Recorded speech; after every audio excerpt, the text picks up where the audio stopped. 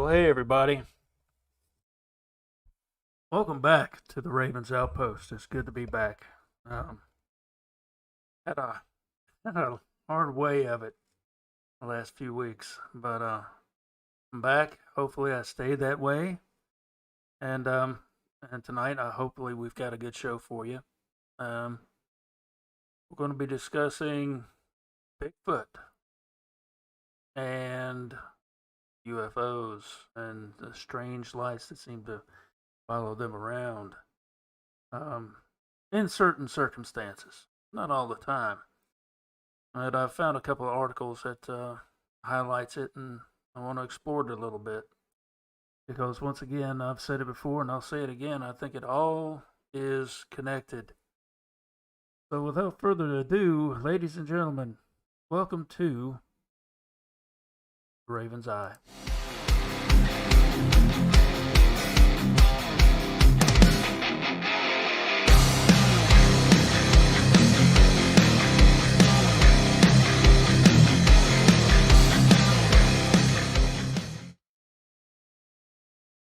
Well, everybody, I'd like to start off by saying those who are new to the channel, we discuss just a little about everything on this channel.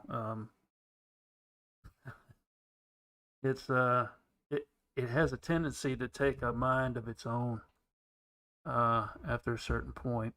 Well, if chat gets to jumping and we get to talking, you know,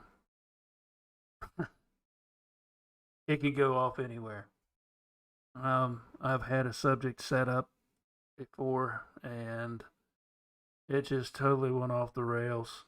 But it wound up being a really good discussion either way. But for those of you who are new, who are just stopping in to see what this channel is all about, I'd like to welcome you. Thank you for stopping by. If you like this content, hit that like button. If you really like the content and want this channel to grow, share it. The Ravens Outpost is about sharing information as much as it humanly possible. We've got a intention of having a few more guests on, repeat guests, and we've got some serious subjects I'd like to discuss and things to talk about. Don't know how long we're going to be on tonight. No, it depends on how things go, but let's try and get this started here. Got an article here. It was have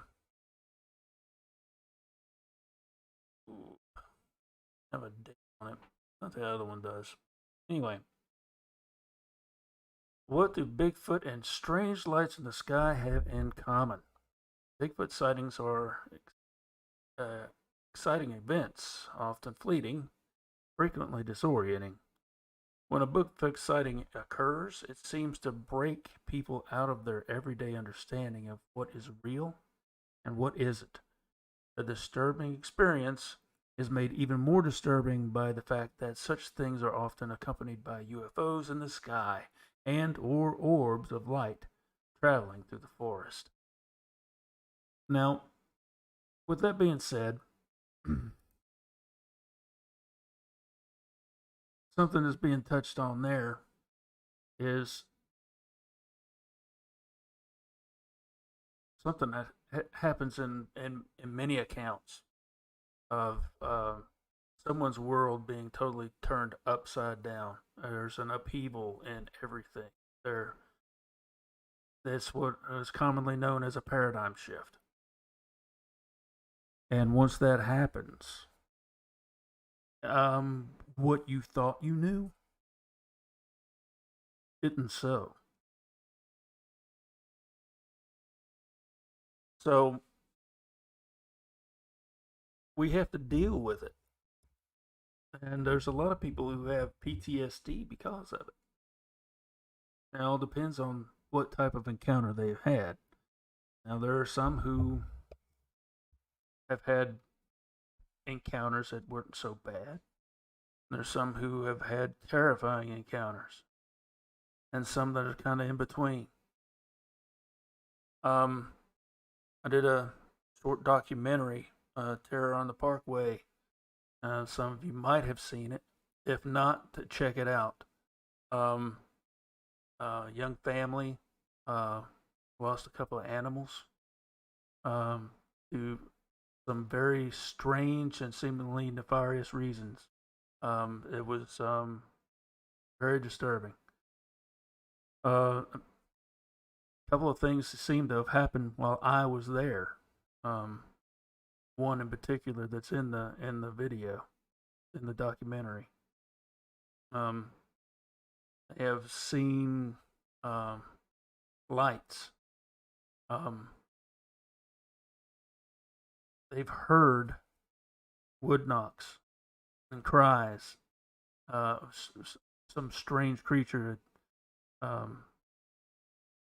they couldn't identify. So something out there, and something big enough and bad enough to carry off a horse, a mini horse, weighing between 220 pounds to maybe 350, something like that. That's a lot of weight to just toss over your shoulder and carry away. Um, you'll see in the documentary that there was no sign of any type of drag at all, none. And the reason I'm bringing this up, excuse me, is because of the fact that uh, the wife, the one I got in touch with, her name was Heather. She told me about the lights, and that's what they call them, the lights. Saw them in a couple of different places. Now, a different type of light, two different types of light were seen. A flash of light was seen at least 3 times uh, on a separate occasion by each one of them, Matt and Heather, and together on maybe 1 or 2 occasions. The thing is, there are different types of light that were seen. And doing my research after everything was said and done, um, I noticed there were correlations with Bigfoot activity and other type of spiritual activity. All of it's paranormal. Where the lights were coming from, I don't know. Um, you'll hear Matt talk about the goat that they found. Now, you really, if you hear a story, you need to go to the source. You really do, because sometimes things get lost in translation. Um, Maybe it's because I didn't ask the right questions, but getting on scene where this happened and getting a feel for what went on from, you know, Heather and Matt, I got a bigger picture of what was going on. And very weird, very weird. And you'll see. I don't want to reveal too much of the video because I really want you guys to go and take a look at it. Um, and see the earnest sincerity that these people are putting forth. There's no way they made this up. There's no reason for them to have made this up. Um,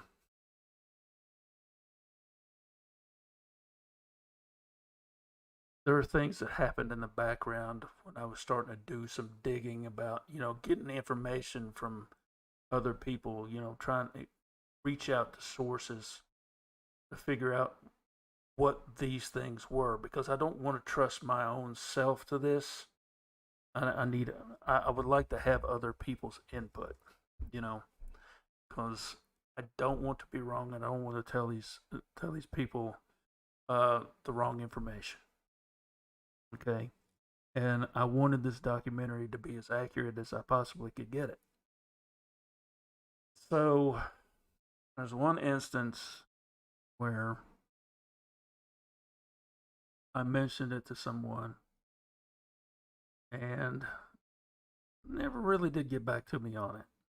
And this is a story for another time, and we're gonna go ahead and move on because I don't want to hover too much on that subject. But there are powers that be. I'll put it to you this way, and some of you who tune into the show already know this, but there are people and powers that be, like I said, who seem to want to keep this under wraps, who don't want anybody to know about it for whatever reason. I don't know why, but it really pisses me off. You know, but it's out there. They're out there. All of it. And I believe this. And there's a lot of people who paint a picture of people like me, and there's plenty of people out there like me who have had experiences of many different kinds. Uh, you go back and look at the stories that I've told, the things that have happened to me in my past. It shakes you up. But these articles right here, they tell a story, okay, and a story that people really need to see. So let's go on with this and see what else they have to say about Bigfoot and the strange lights. This coupling of paranormal encounters is difficult to explain, and many ufologists and Bigfoot researchers do not like to follow the line of questioning that raises. This is a very important question or statement right here. This is a very important statement because there are so many people who say that when you talk about the woo side of things, it muddies the waters, and they try to keep things scientific. Okay, and they go on because both groups experience so much discrimination and rejection from the scientific community. The instinct in both camps is mainly to distance themselves from any other group dealing in controversial research. Once again, the woo. Now there are too many facets to the Bigfoot Sasquatch phenomena that people just willingly throw out and ignore, because they want that recognition. Sometimes I think it's sometimes because they want that recognition, and that's really sad that sometimes they're willing to throw the baby out with the bathwater because they're too blind to, I don't know, explore what is outside their comfort zone. And they go on by separating Bigfoot research from the question of UFOs. The only thing one needs to prove is Bigfoot. Okay. Once you add in the potential link to extraterrestrial life, things get a lot more complicated. That's what scares a lot of people off. And while many lay people who believe in one are not hesitant to entertain the existence of the other, cryptid and UFO experts want to bring legitimacy to their respective fields. Now, this is a strong word right here to use. Expert. I've said it before, and I'll say it again. There are no real experts in this field. From top to the bottom, from John Green, Elba Ketchum, to name just a few, who've done a lot of research. Jeff Meldrum, like I said, just to name a few. There are scientists, okay, and there are a ton of quote unquote researchers out there who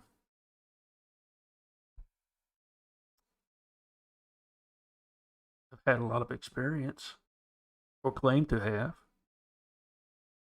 But the word expert being used in this field right here depicts that they know about all there is to know about the subject. Now, you see somebody out here who claims to be an expert, you ask them, where's that body of the Bigfoot in their garage?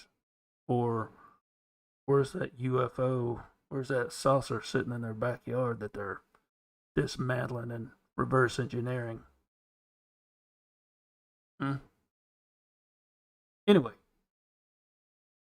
I digress.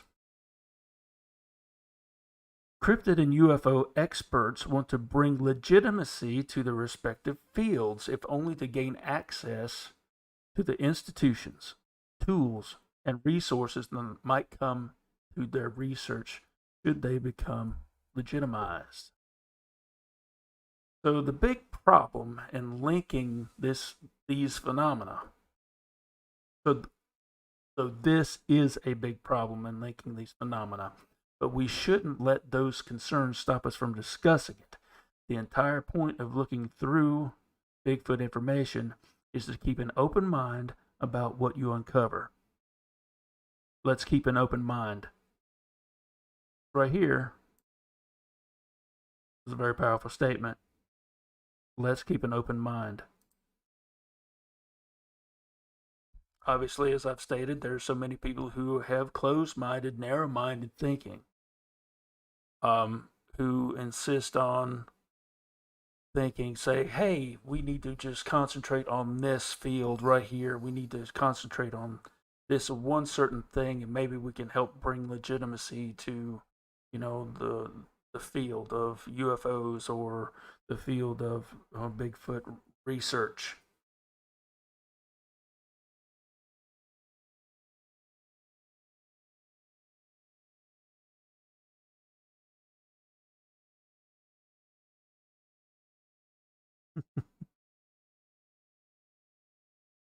um, yeah.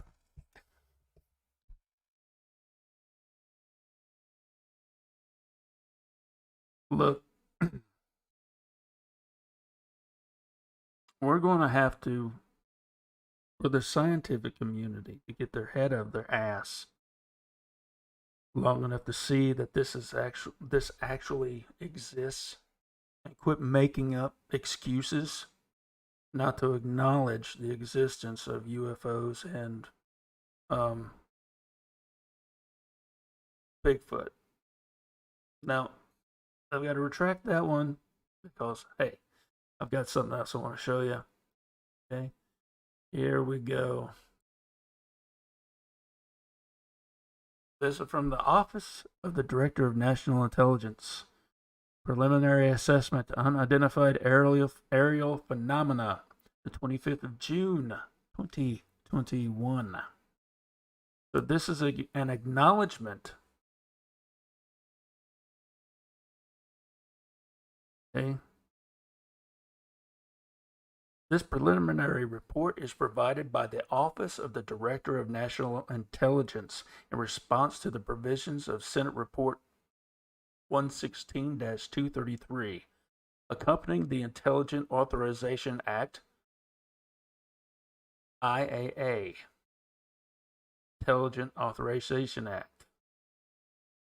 For fiscal year 2021, the DNI, in consultation with the Secretary of Defense, is to submit an intelligence assessment of the threat posed by unidentified aerial phenomena and the progress of the Department of Defense Unified Aerial Phenomena Task Force, the UAPTF, has made in understanding this threat. So,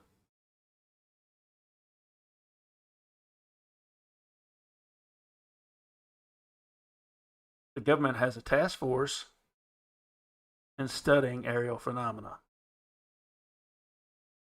Now, from some sources, um, there are a lot of people who believe that there's some smoke and mirrors going on here. This is a distraction. The the UAPTF actually exists. Yes, they do. This is an unclassified document. This is a matter of public record. Anybody can go in here and find it. But going on this right here, where it says they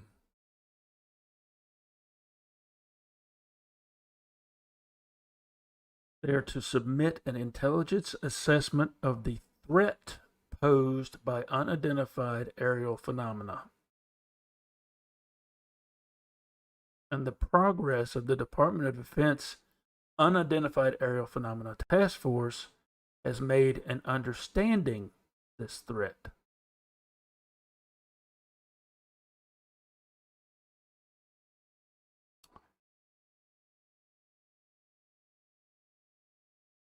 So they'll let us know. They'll let us know about this.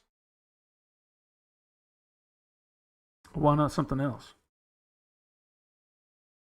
You know, why won't they just tell us what they know about the Sabe, the forest folk, the people who hide?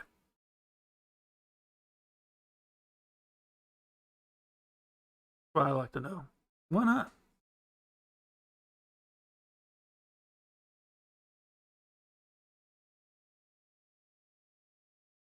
I think the whole reason why they don't is because if they did, that cat would be out of the bag.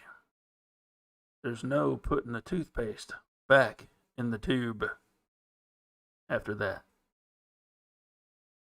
Um, I don't, I don't buy that it's it would destroy the forest industry. I don't buy that for a minute. I don't. I don't think that's the problem. I really don't. I don't believe that they feel that it would cause a mass panic.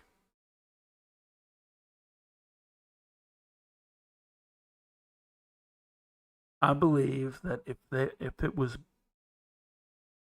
let known that there are Sasquatch, it they are real. And let us know what they know. They would turn the world on its head. for whatever reason. That's the only reason I can come up with of why they would hide this from us. I don't know.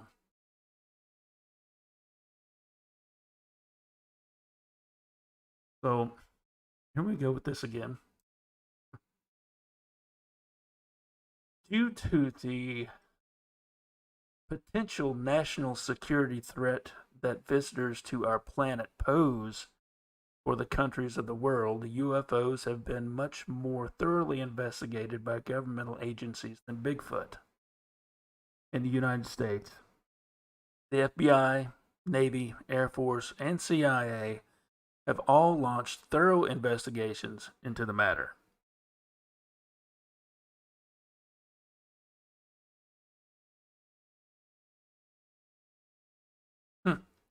We know for certain that something is going on. That's true. Uh, just in the last decade, multiple Navy forces around the world have released video footage of UFOs, most famously, the US and Chile. These videos depict incredibly similar flying craft, large enough to get a radar lock, and flying at incredible speeds and at angles impossible for our flying technology. Now, there are people who will just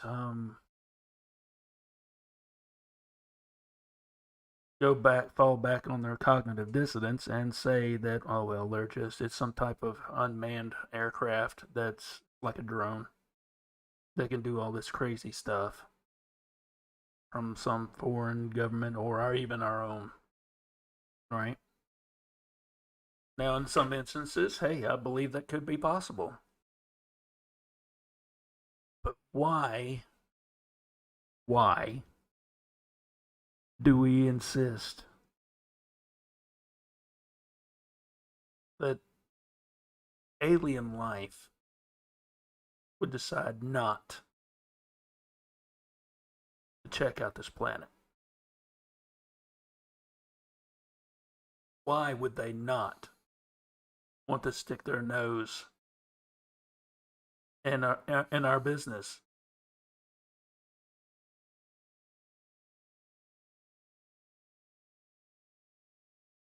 Some people say, "Well, look at what a mess we are in. Look at, yeah, hell yeah, it's a soap opera, man. Why wouldn't they want to come by here? For as primitive as we are, even with our technology, it's our demeanor that makes us primitive. It we can't get along. Okay, why wouldn't they? Why wouldn't they stop by and take a look and say, "Look, that's Marpovich, uh, the Jerry Springer show." That's what this world's turned into. This world's turned into an episode of the Jerry Springer show. You got so many of these catch me outside, how about that girls out here? I mean, seriously. Uh, when multiple governmental agencies around the world are willing to open up about evidence for something that as controversial as UFOs, one gets the feeling something big is going on. Of course, a video of UFOs does not prove their origin is from space, but it certainly suggests something technologically advanced beyond current human capabilities is flying around in our airspace. Yeah, I've seen it. I was about 9, 10 years old, I guess, maybe 11. Me and my sister saw it. Um, we got our story posted, you know, identified aerial phenomena, our story, you know, a huge aircraft moving along, making no sound at all. And it wasn't no fucking weather balloon. It was not.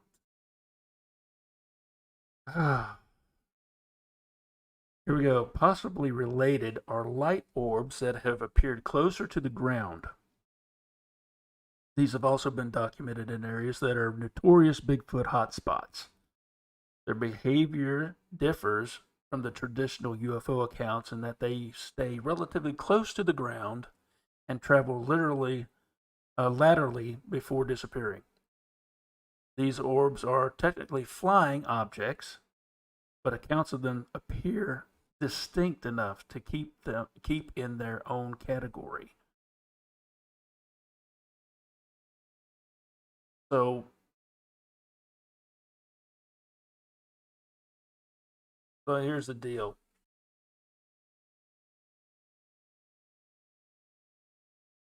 In the documentary, and they're in the Parkway, on the Parkway,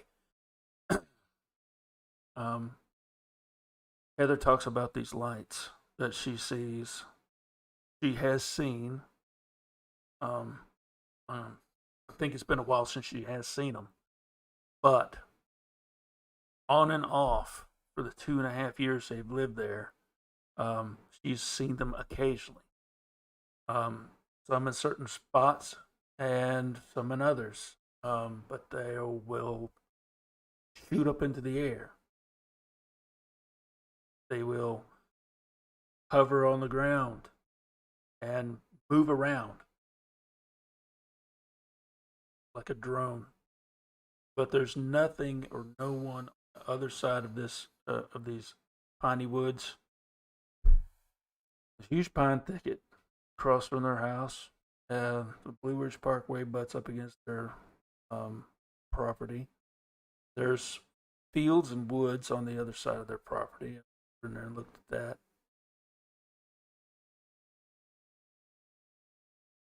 Don't know what it could be.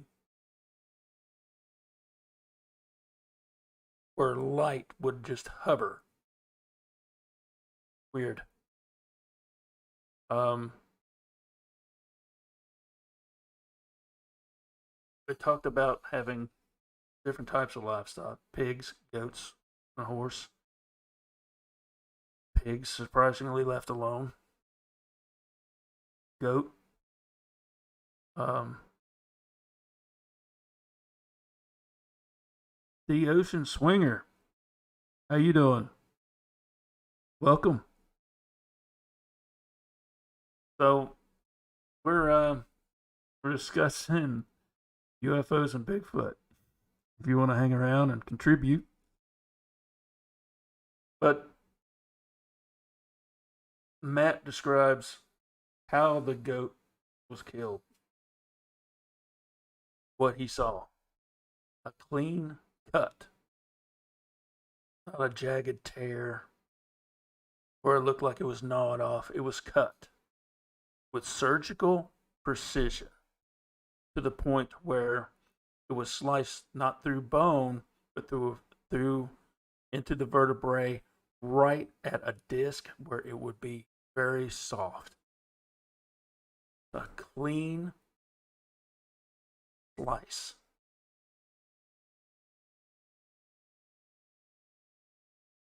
Head and neck removed, hollowed out.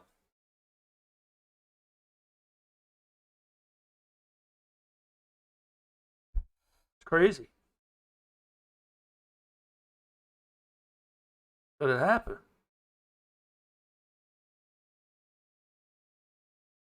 And the lights were there. Everything that's been mentioned in this article was there. Okay? Okay. What you should be asking: does all this talk of proof of UFOs have to do with Bigfoot? I mean, that's a very good question. What does it have to do with Bigfoot? Given that UFOs are well documented, it's strange that so many Bigfoot researchers are hesitant to explore their link to sightings of the tall, hairy cryptid. First of all, let's explore what we mean by a link. The first kind of link is purely geographical. These involve locals in an area having regular sightings of both UFOs and Bigfoot or other cryptids. Consider Dulce, New Mexico, where there are frequent reports of both kinds.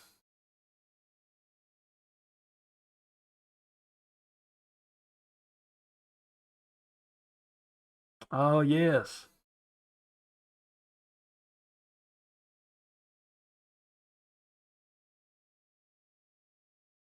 Cattle mutilations. Yep, I'm dealing with something like that now, but with a horse and a goat. It's on a smaller scale, nothing like, not as grandiose as what has happened um, out west and in parts of you know, New England, Pennsylvania, New Hampshire, um, parts of Maryland. But it's enough to know draw that conclusion. There are enough. There are enough signs make them coalesce. So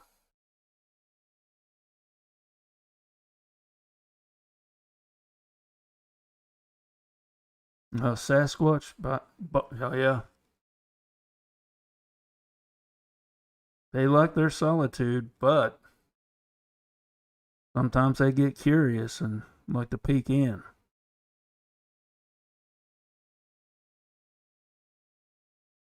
So here we go. Where were we? Oh yes, consider Dulce, New Mexico, where they were. There are frequent reports of both kinds. This has led to people in Dulce correlating the two. This makes sense because both are uncommon events. The likelihood of them occurring regularly in the same place seems low without there being some kind of connection. The second kind of link is more direct. Here there are UFOs and Bigfoot phenomena occurring at or around the same time or in or around the same place. The CIA researched just such a case in the 1960s. This kind of link leaves less doubt that there is some connection between the two. In fact, many cases leave zero doubt of their direct connection, so long as the accounts are to be believed.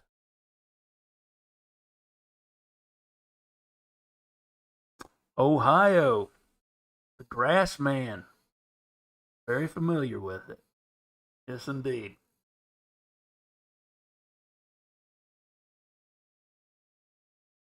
You had any experiences yourself?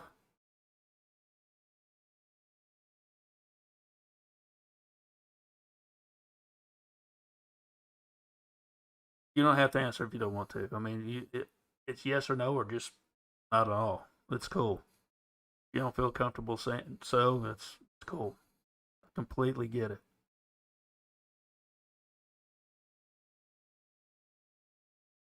Oh yeah, the mounds.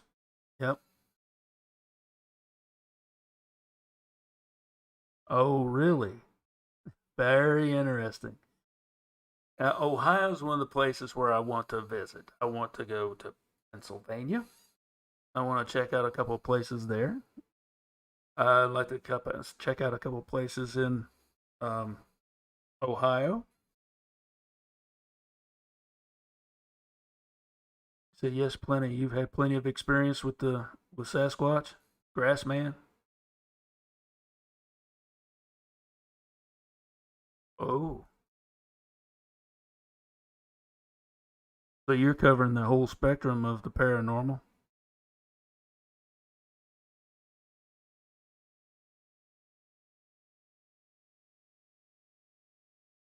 Very interesting.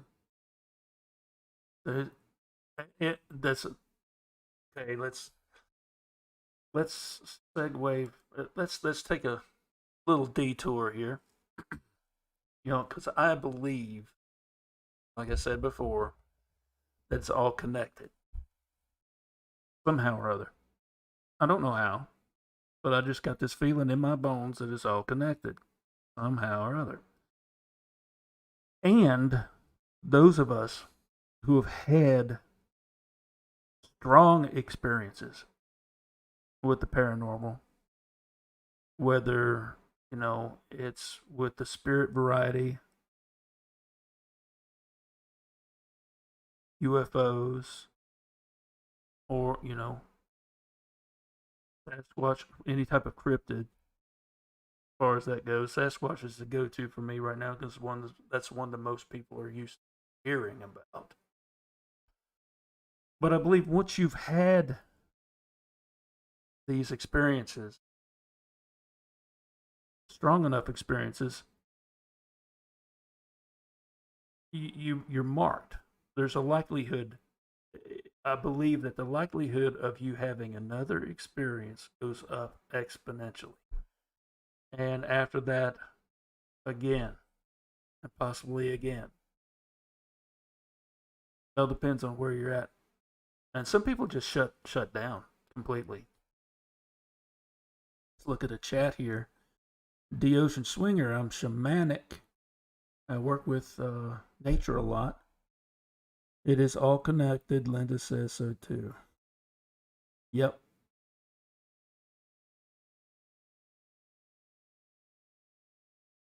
And there are a lot more people who are actually coming around. There's a lot more people actually coming around to this way of thinking. Because it's true. I mean, you just got to look at the reports.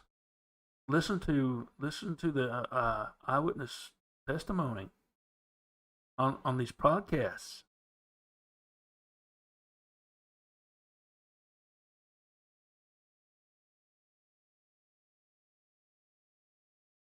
Yes, indeed. Yes, indeed.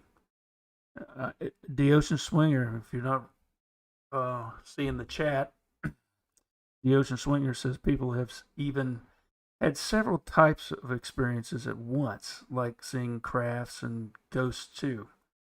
Yes, yes. And I'm not saying it happened all at once, but different type of phenomena happened to Matt and Heather at their place, and it's all paranormal. The Native American folk, First Nations people, um, they're not to be ignored about this, about any of this. There's so many people who put it off as, you know, hokey religious mumbo jumbo of a primitive tribe or a religion, but centuries of these tales being passed down and centuries of tales of interactions with these beings of all types, because there's a story or parable about all kinds of different types of interactions with spirits of the forest. Um, take the Navajo and their interaction with who they called the Star People. Hmm. Oh,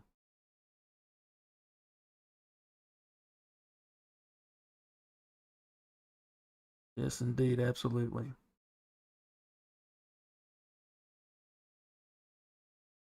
So,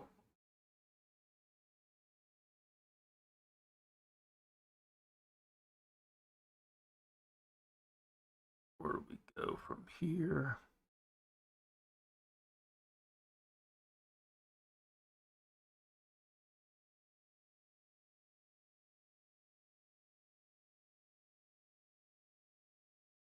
That's right. Bigfoot and on, welcome. What's up? And well, when you say that they just don't share because they wouldn't be believed by religious or scientific types, so why bother? that is a general consensus of a lot of people who have had these experiences. The ridicule that people are afraid to deal with keep them from opening their mouth, and it keeps them from maybe getting help that they need, because some people with their experience, like I said before, totally turns their life upside down. I mean, they're more messed up in a shook up box of worms. And they don't know which one is up and after for a few days, if not months. And some people need an outlet. They need to talk about this, and it develops into a strong PTSD. You know, that they can't deal with because they have no one to talk to. It's not like they were in combat. And some people can deal with that. No, some people can't.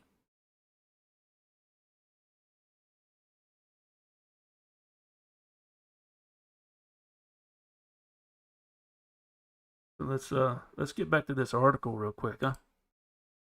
The prevalence of both kinds of links point out the biggest problem in both fields of research. We don't know a lot about spacecraft or cryptids. One could argue that our lack of knowledge comes from institutional resistance to acknowledging UFOs and Bigfoot, and that leads to a paucity of resources that inhibit the gathering of new knowledge.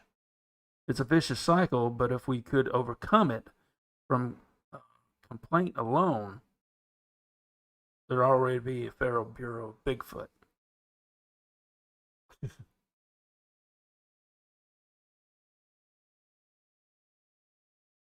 That's good.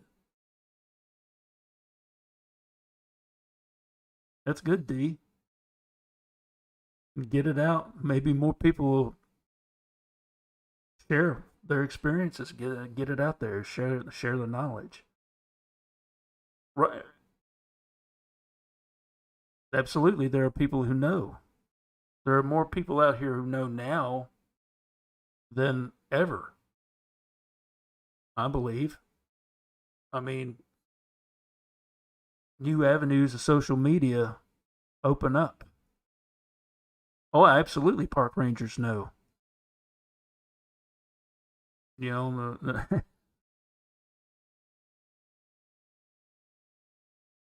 game wardens know.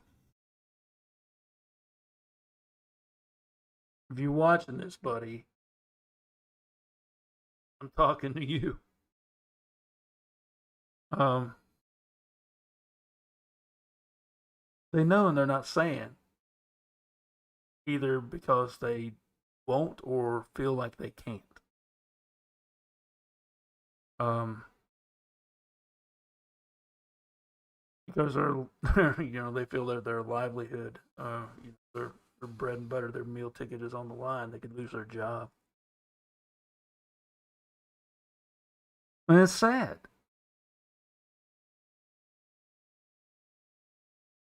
And aggravating and enough to really piss you off. Because, look, you want to know if there's a bear in the area who's not afraid of humans. Not necessarily a man eater, but not one that's going to automatically run away from you either. You know, you want to know about that. People report this stuff, and it will get passed around. Notices will be posted. You know, why is it that when people report seeing a Sasquatch, that nothing is done? Nothing. Why?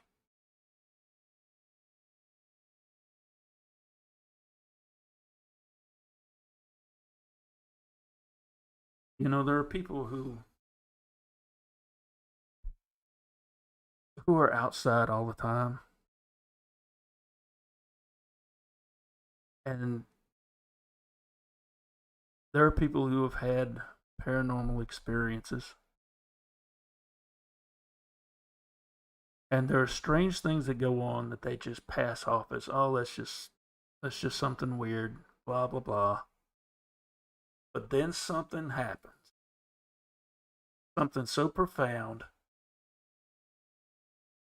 that to them it's earth shattering. That to them, uh, it shakes them up and totally um, shakes up their paradigm. You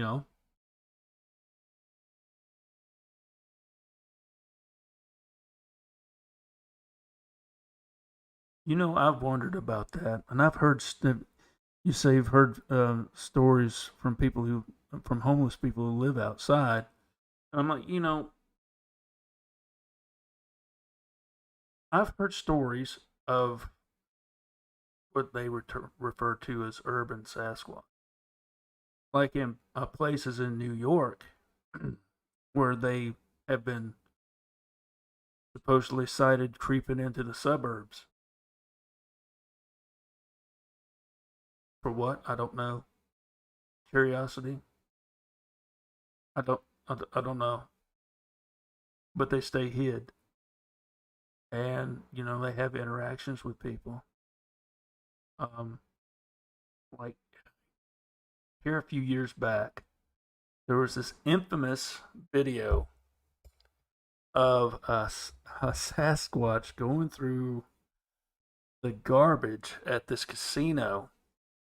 I think it was in, I can't remember whether it was in Utah or Colorado, uh, somewhere around there.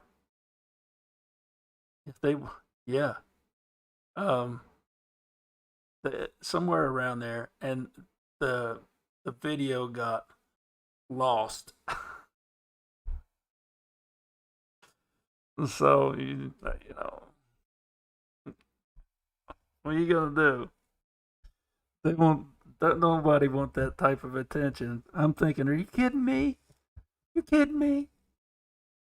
You think how many people want to come to visit your casino, pay money to hang out there, and then hang out in your dumpster at night to see if they can get the sight of the Bigfoot that's raiding it? I mean, seriously, I wouldn't give a shit. I should come home, bring it. It's cool.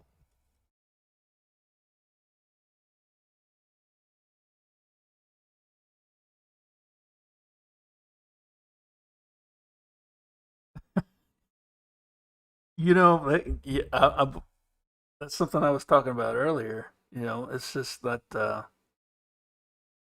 do you say that some say we're like their TV? Yeah, and the same could be said for intelligent life that lives beyond our solar system, that comes by and takes a look and see what type of see what the shithead neighbors are up to. Come on, let's see what they're doing today. Oh, good lord! You know, they, they poke their head in and see what type of mess this planet is in right now. I mean, you got to admit, it's an episode of the Jerry Springer Show. I mean, seriously, it's ridiculous.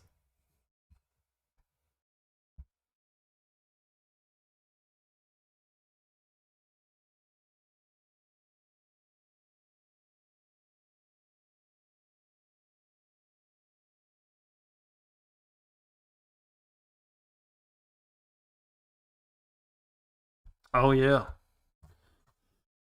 Um, Watch is one that it's the most popular subject, and me, it's one like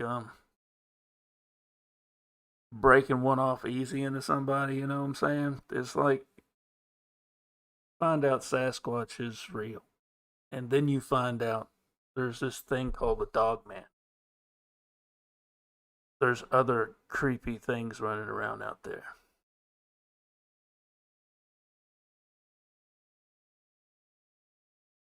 Yeah, let's go, Brandon.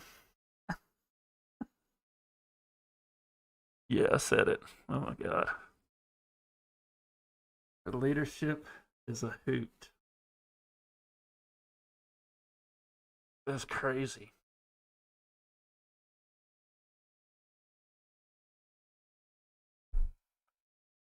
So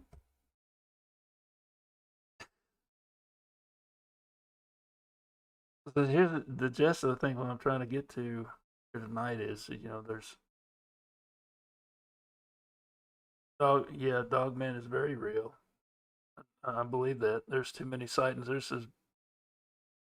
It's just not something you hear that much of, but there's so many reports of them. I mean, look, they can't all be made up. Um, it wasn't that long ago, you know, I heard he's a circuit court judge, and he told his story. First time I heard it, he told it on what was it? Oh, shoot. I know he told it on Wes's show, Sasquatch Chronicles. But oh my gosh, but he told it on another show. I heard it first there. Um, but this is it's bugging me now.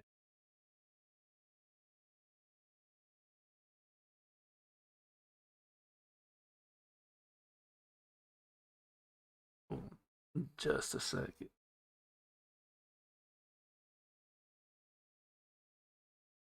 Into the Fray, that podcast. Into the Fray first, and about a year or so later, he told it on Sasquatch Chronicles, and then it was the same story. I can remember it almost word for word. Pacing him out through the cornfield, him scrambling over a 6.5 foot privacy fence and diving into a pool, the deep end, and sitting there for about 2 minutes in the water where he almost passed out because he was scared to death. And that was coming from a judge.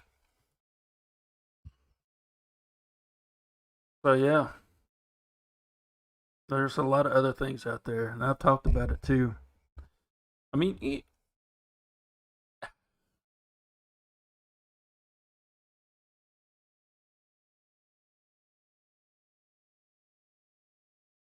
trying to explore the concept of the fact that there's some type of correlation between the arrival of these lights, these UFOs, and I'm not. I'm calling them UFOs because they are unidentified flying objects. I'm not sure that they are manned aircraft. I'm just saying that they're balls of energy that seem to have some type of intelligence. And when people see them, sometimes they'll see or have some type of experience with a cryptid.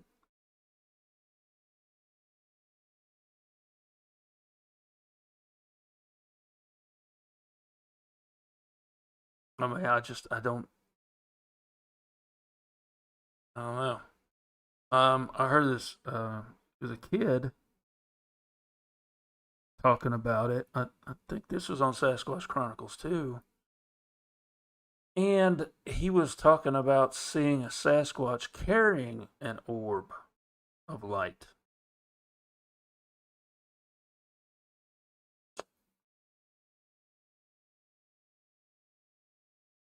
I really want to see the mounds.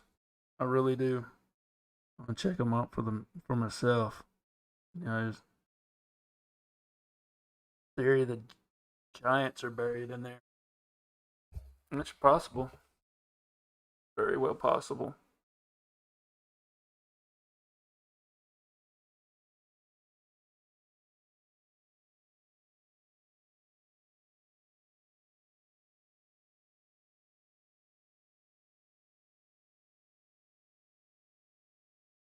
Now, I've talked about this in the past, and I find it weird because I was talking about this well before I got the call about this case that I've been looking into,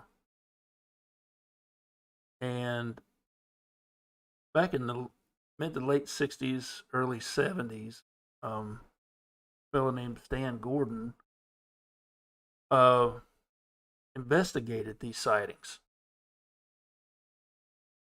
He investigated them and he reported on them, and he got a wall of weird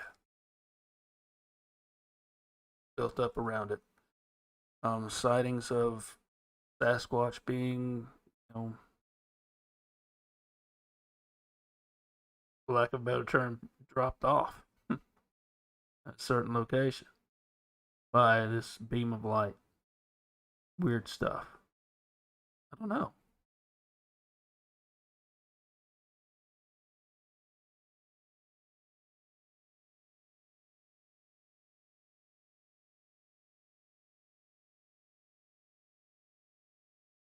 Wow.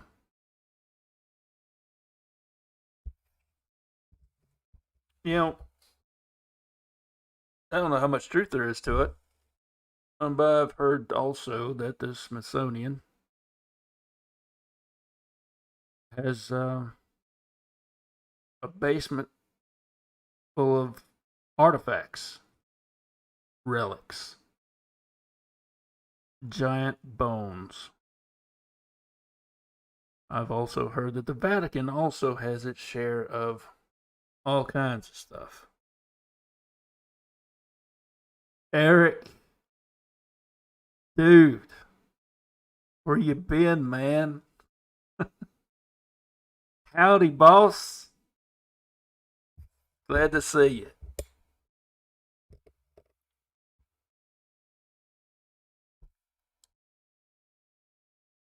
So yeah, we're talking about cryptids and UFOs and the connection thereof, and links to paranormal activity, possibly to you know cryptid activity.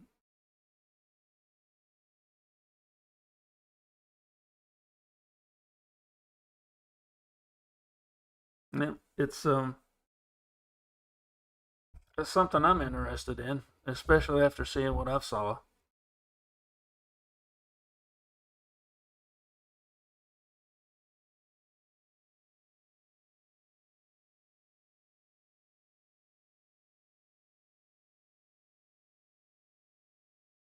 So did have you seen the bones yourself,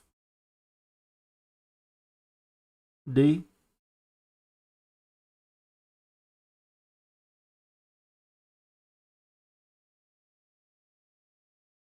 Oh yeah. You know, I believe that. Can't report this stuff. It's a damn shame, but you can't.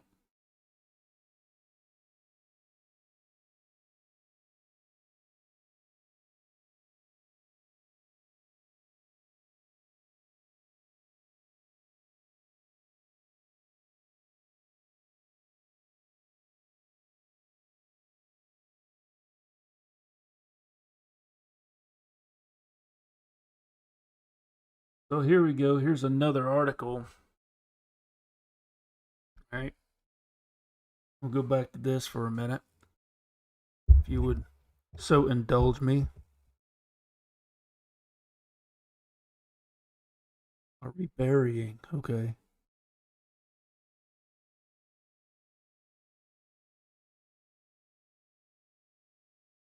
I like to look in on chat. As um, it's Raven's Outpost. You guys are my kindness. So here we go. Take a look at this. And this is recent. Take a look at the date on this article right here, June 29th of this year. Two prominent Northwest enigmas, flying saucers and Bigfoot, are having a moment. Recent stories have offered some encouraging evidence for theories about whether they are real or, at very least, worth investigating.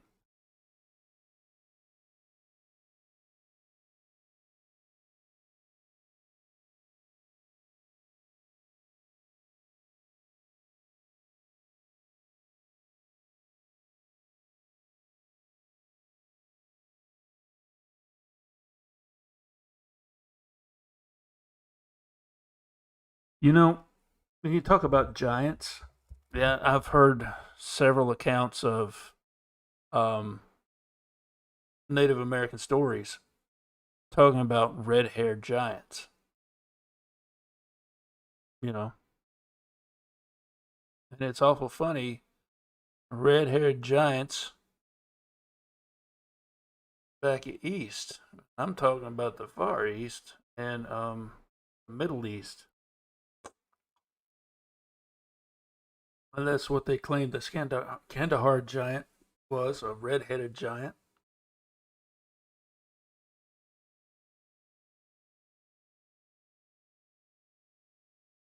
I was thinking about doing another show tomorrow night because I wasn't able to do one Wednesday. I was busy as hell Wednesday.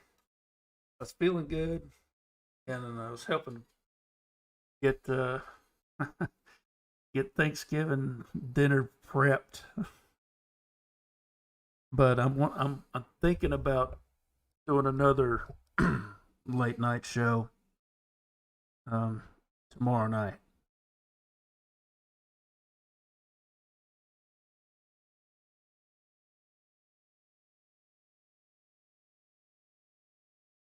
Well, at least somebody actually did something right.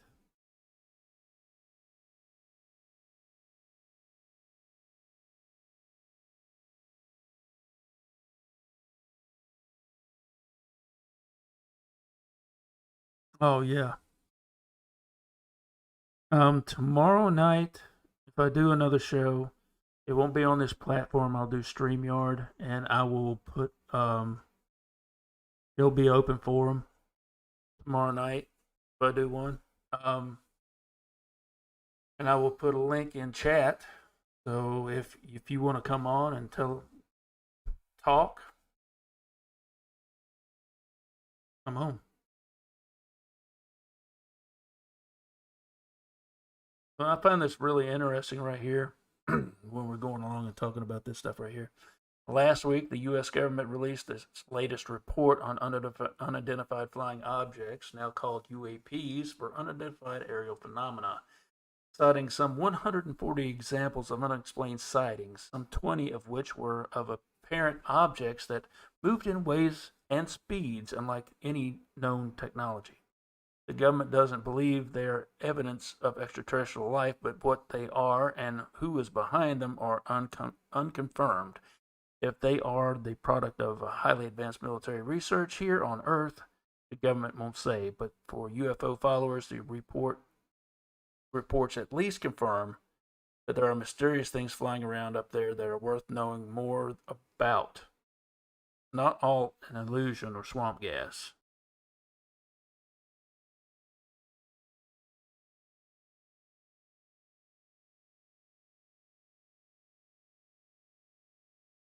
Yep, StreamYard. That's what I'll be using.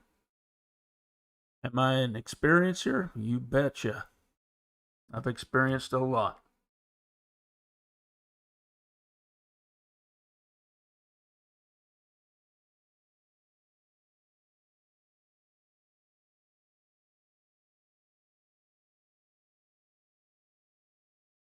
Yeah, Rick. Um, yeah, I believe you. I just mentioned that a little while ago. I think before you came on about the Smithsonian, having all kinds of proof in their basement, their archive. You know, yeah.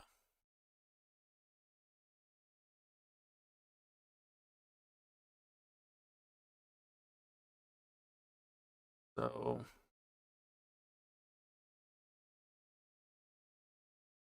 yeah, I really would like to talk about giants.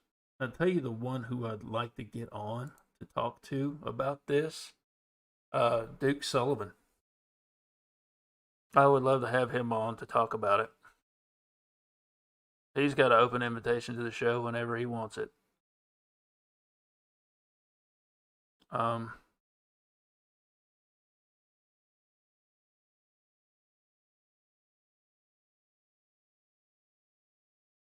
oh, absolutely. Yeah, a lot of the dinosaur skeletons you see are not original. They're cast. Yes, sir. The Vatican as well.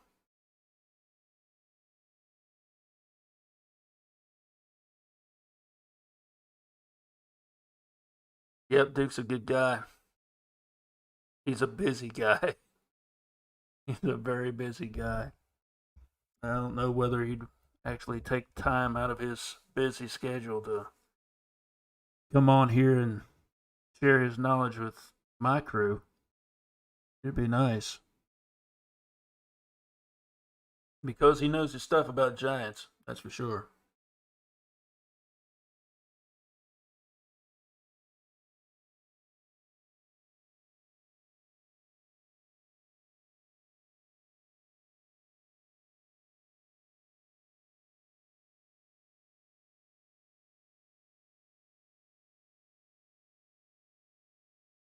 It's a pretty long article.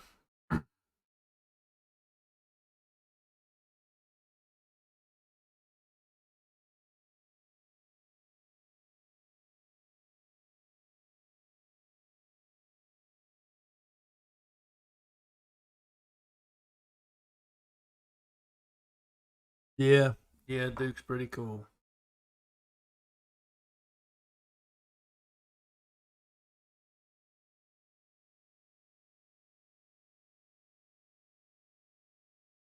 Yeah, he does. He's an educated man. I mean, he knows his stuff. People used to give him shit though for some of the people he's had on his show, but man, if you're going to discriminate to the point where you can't have but a select few people on at all times, what justice are you doing anybody?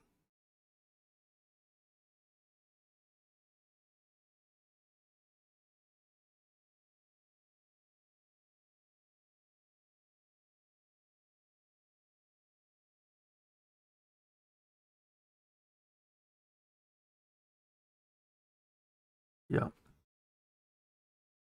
Yep.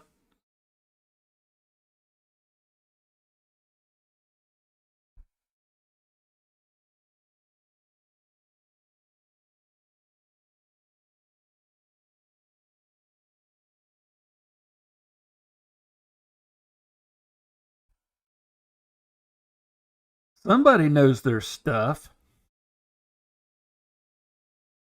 D coming along, spitting out the facts. Yeah, it's just it's just people overlook this. There's so much of the here and now people are just so concentrated on that they don't feel like they have time to look in the past. You know why I say people who do not know their past are doomed to repeat it? And here you go. There's so much knowledge that has been lost over the centuries. Um, I was watching a lecture on some submerged cities that date back older, more than 6,000 years. Evidence. I mean, more evidence lead us to believe there was a technological society here on this earth that predate us. Um, Like, you take the stone that the pyramids were made out of and how they were cut, how were they set. You gonna tell me that all that was done by slaves pulling them along logs? I call complete and total bullshit on that. And the same thing happened in the Amazon with the Inca and uh, Mayan temples. The pyramids there.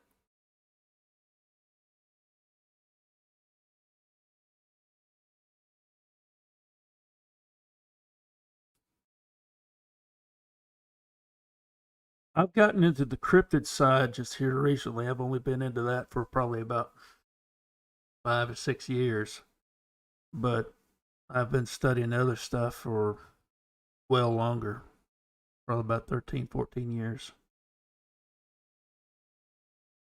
No, going back longer than that. Sometimes I forget how old I am, and I go back and think, and I'm like, wait a minute. Oh, hell, I'm old. So I've been studying paranormal stuff, of the spiritual nature for about 20 years, on and off. But the cryptids are just not hard studying, but you know,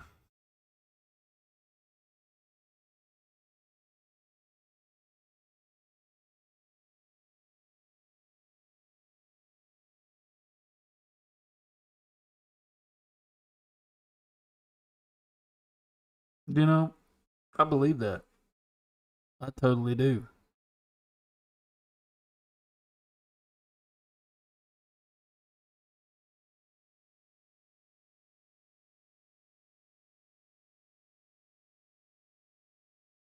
There's some people who believe they've found Atlantis, or at least where Atlantis is or was. Um, Places in the Mojave that were once covered in water.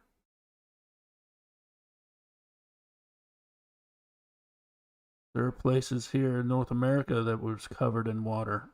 I mean, you find whale skeletons in friggin' or well, yeah. Um,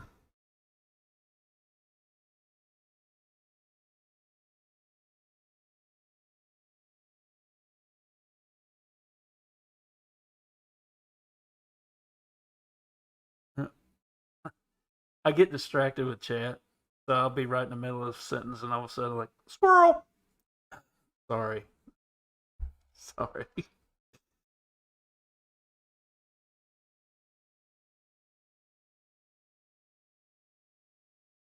Right.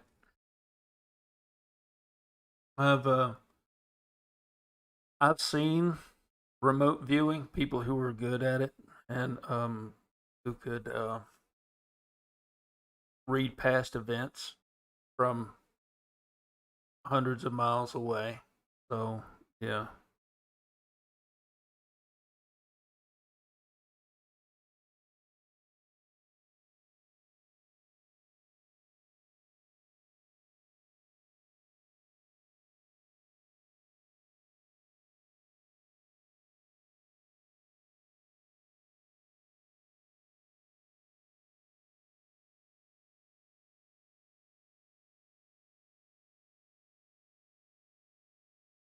But in the in Genesis they talk about the Tower of Babel,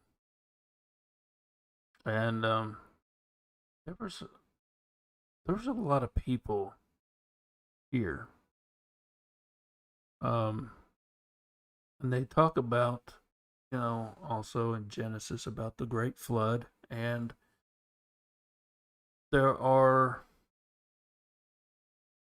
there are cultures all over the world that have some type of um, historical record of a flood, that happened supposedly about around the same time. But so I believe there was a great flood. It was some type of cataclysmic event.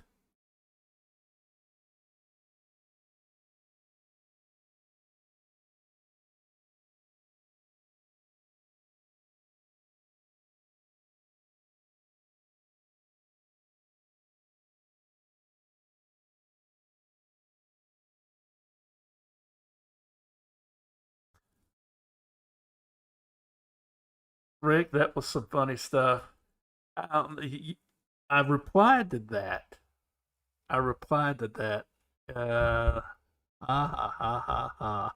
Because that was funny. I just literally busted out laughing. He's so strong when he flexes, he bends the light. Oh, so stupid. Love it. Uh, let's see. I'm gonna pull. I'm gonna lose this subject for right now. We're just gonna look at chat.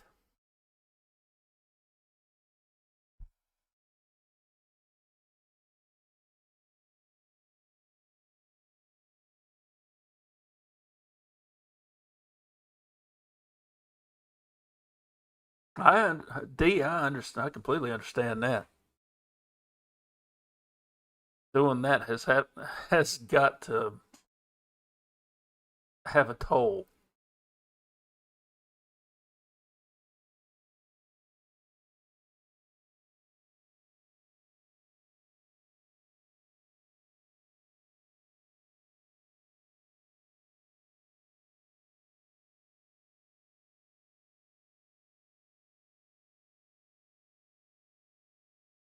Yeah, we can't take ourselves too serious. You know, got to have a little bit of fun with it.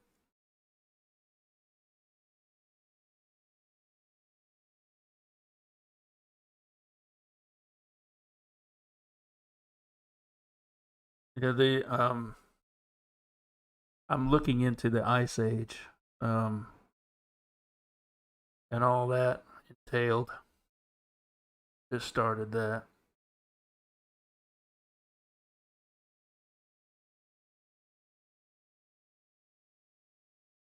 I watched an episode of Bigfoot Odyssey where you know Terry was talking about the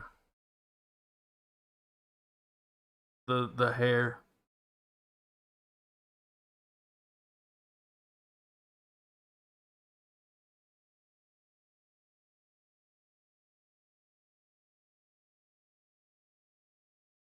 It's fascinating about that. I learn a little bit, take little bits and pieces to learn a little bit more about them.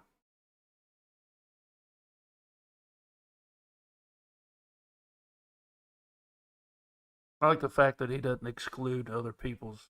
Um, uh, yeah, he's become more open minded. I've seen how Harry's attitude has evolved over the years, and so is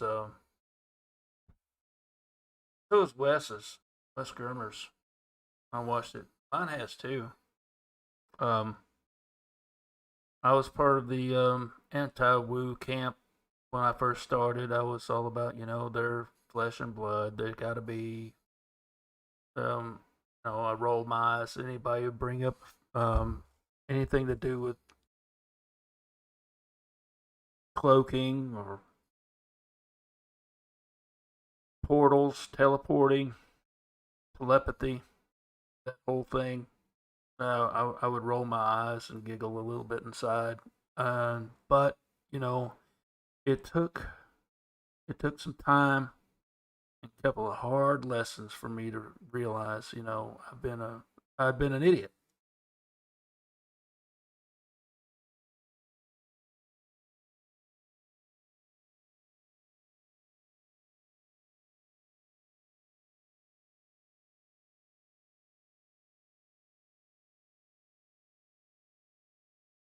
Sasquatch shaped shadows in the trees.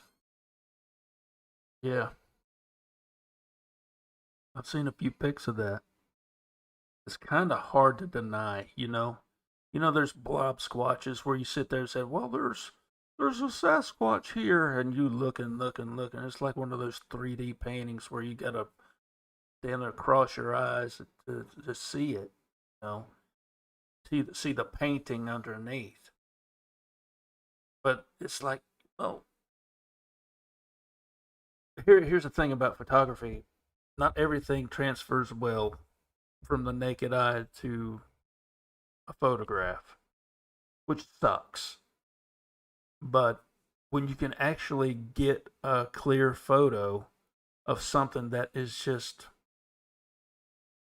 obviously out of place, that is obviously some type of distortion, you look at it and say, I'll be damned. Look at that. I mean, so there, I mean, people say, well, haven't you got a picture of Bigfoot? Yeah, there's lots of pictures of cryptids out there. Lots of them. They stay hid very well for a reason.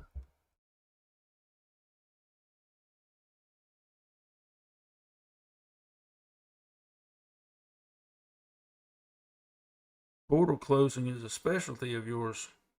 Well, I'll tell you what, there are probably a lot that need to be closed.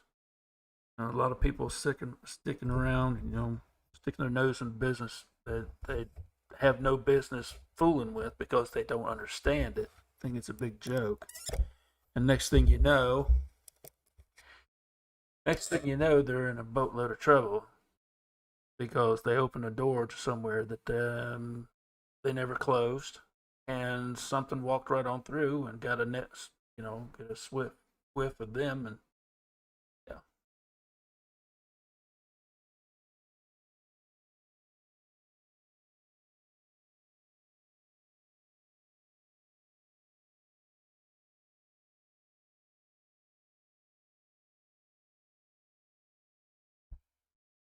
I'm gonna talk to a buddy of mine tomorrow and see if he'll come on, um, and talk with me. Maybe we can get everybody. Hey, spread the word. Um, the more I think about it, the more I think I am going to have another late night show tomorrow night. Um, and these type of conversations right here, what we're having, see, Eric, this is what I like to hear. You know,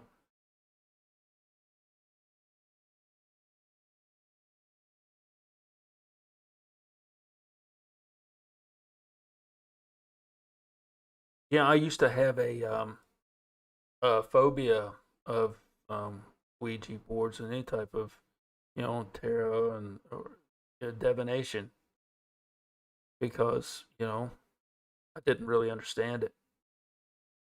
Me personally, I I don't fool with it because I don't trust myself to remember to close the door behind me when I'm done doing it right. But I believe that if they're used correctly, they could be a useful tool. But there's so many people out there who do not know how to use them correctly, who just will them, wield them willy nilly.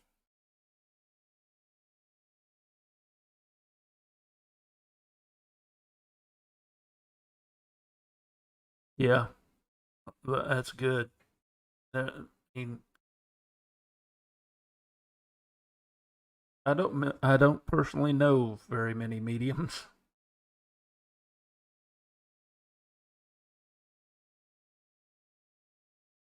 They're all dangerous, man. Yeah, I mean, like the closest thing I can relate it to is you're carrying around a loaded weapon on your side, and you don't know how to use it.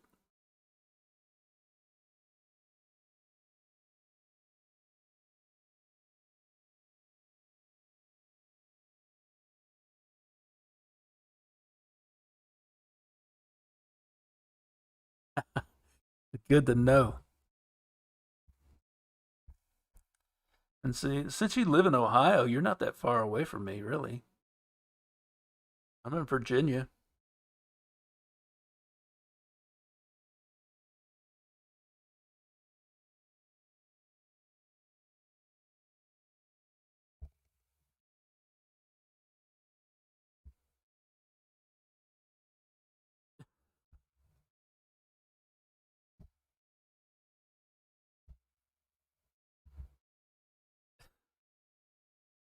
Dude.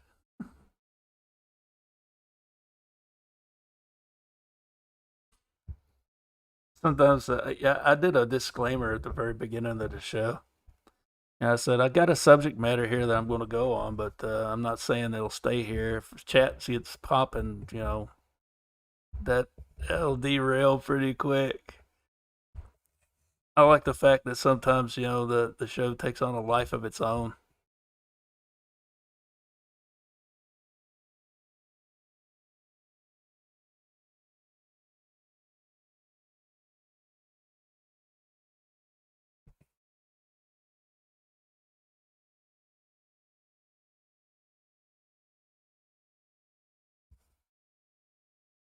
I don't need no stink. I don't need no stinking boards, man. Badges? You don't need no stinking badges. I love it. Cherokee.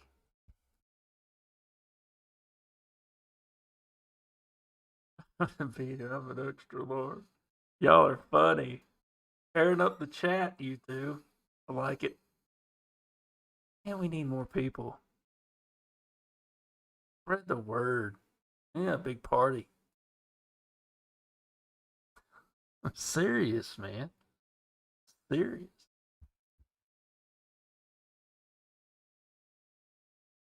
I'm gonna go back out and take a look at my where my nephew had his encounter with that cryptid, whatever it was. I'm thinking it was. I think it might have been a dog man. Could have been a Sasquatch, but I don't know.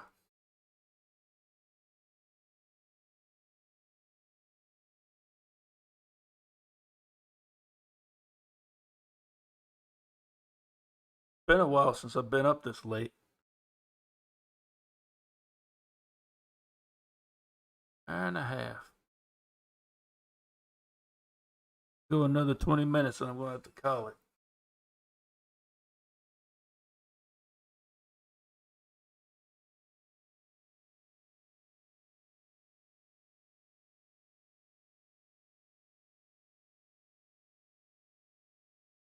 You know who we're missing in chat? We're missing Ray. This would be complete.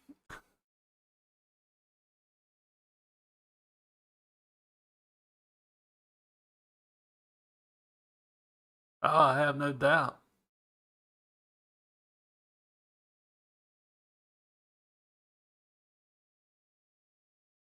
I have no doubt. These right now.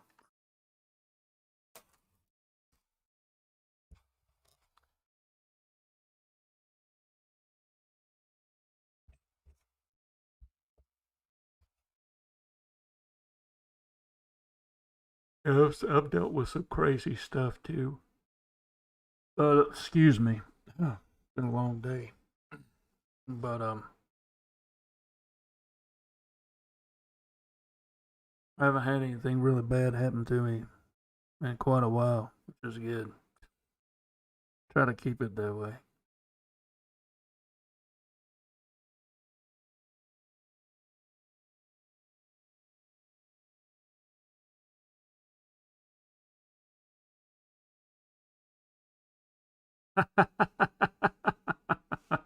I like it. Just a person who woke up and found their roots go deeper than advertised.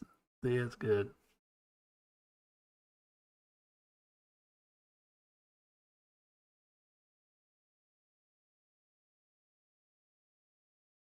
Apache Grand Duke.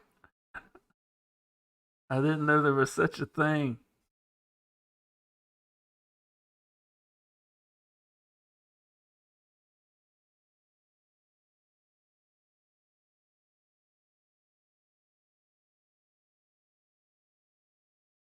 Oh, a lot of dead air because I'm watching.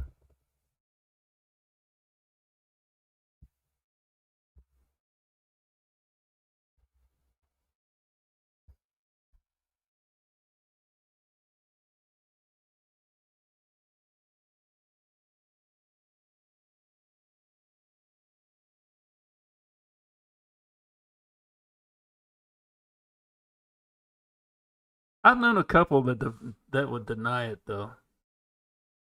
Somehow, all natives seem to have these abilities very close to the surface. I do. I've known a couple actually. They're like, nah, no, don't have nothing to do with it. Just lose all touch with their natural born instincts to get out there. And I think I don't know if you guys are familiar with Thomas Seawood or not, but he calls them concrete Indians. I like that term, and I use it a bunch. And I use it to identify a lot of other people out here who don't know beef from bull. Um,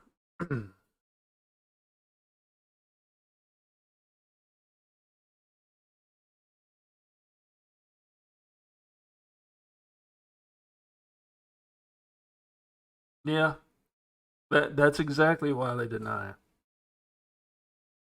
Yep, I agree.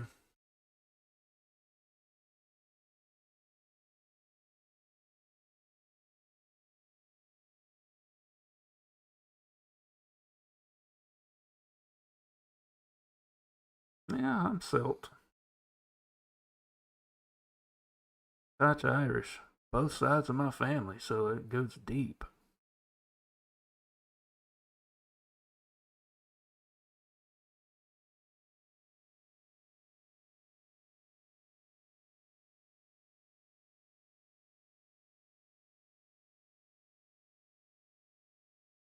Leif Erikson. Your family roots go back to Leif Erikson. That's badass. Just saying.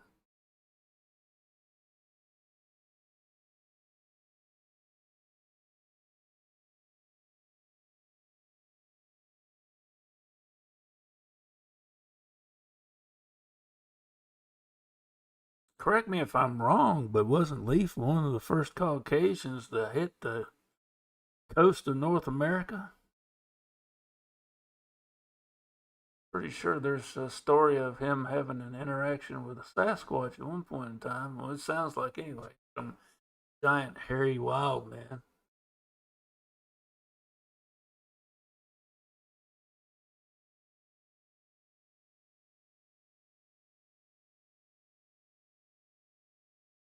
That's a story I would like to explore.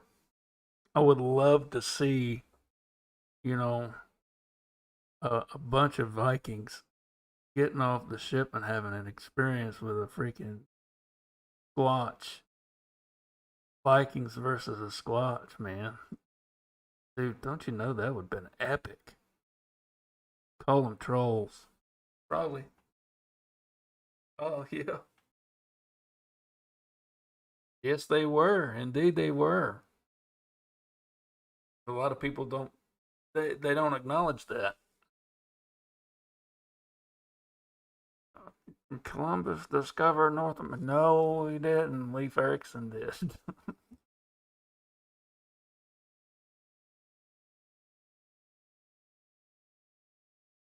No, but no, they were pagans, so they didn't get the recognition from the church and run everything back then.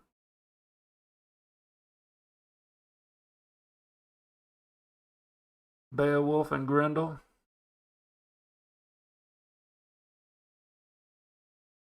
Do it and see what you find out. I'm curious.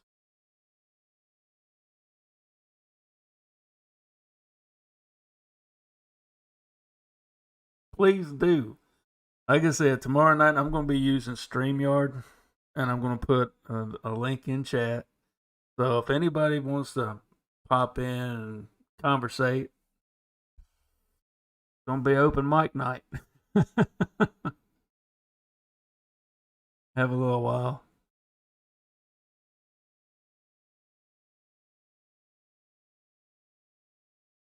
I believe that.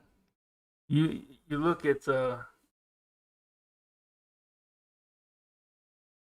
yeah, you look at you read the story of Beowulf and Grendel, and Grendel was some type of wild man.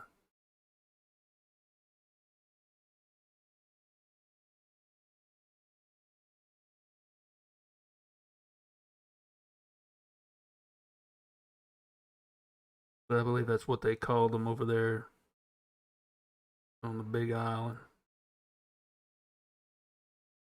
Yeah, I'm Eastern.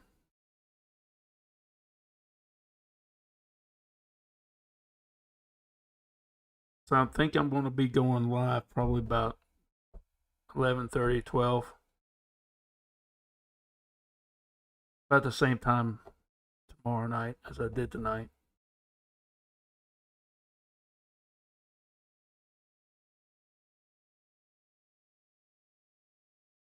Please do. I'm anxious to learn. I'm always wanting to learn about this stuff. I'm not the most knowledgeable individual in the world. I just want to try and I want to learn and pass along what I learn. You know, that's what this channel is about. That's what the Ravens Outpost is about.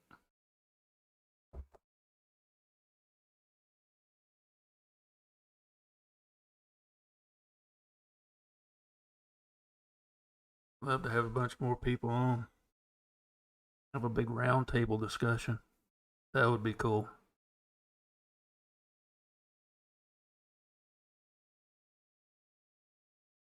Think I might do that one night.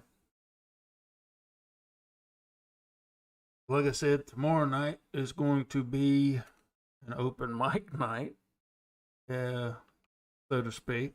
I'm going to, once again, I'm going to say I'm going to put the link in the chat, and anybody who wants to jump on can.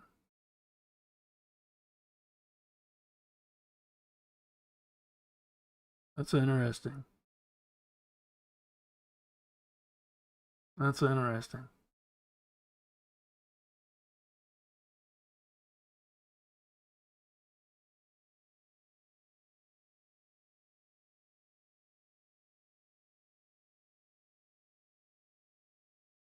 Yeah, yeah.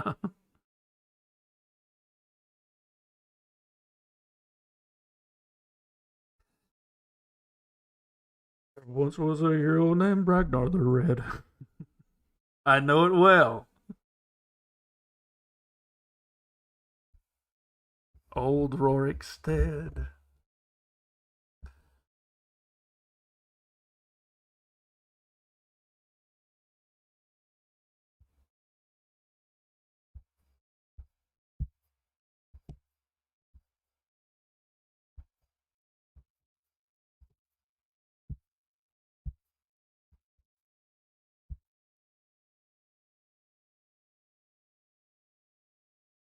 Okay, we're gonna jump way off subject here. Eric, um, you know that there's a special anniversary edition of Skyrim out now.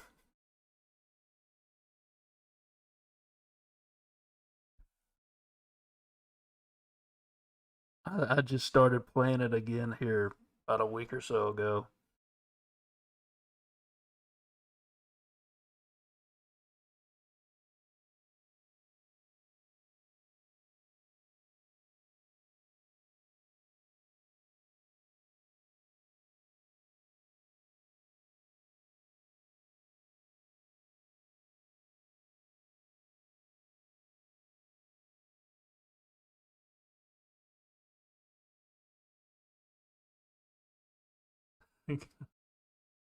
Got around it.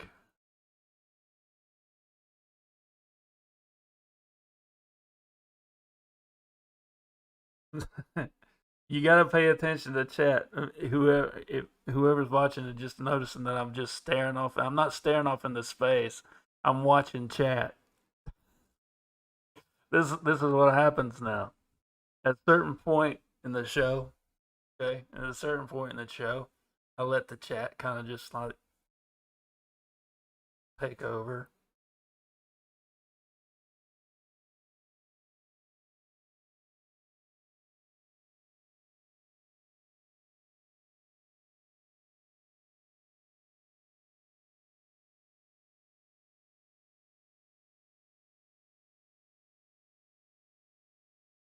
Freaking politics, man. Oh, I think one of my first episodes of the Raven's Eye, I was going solo and was talking about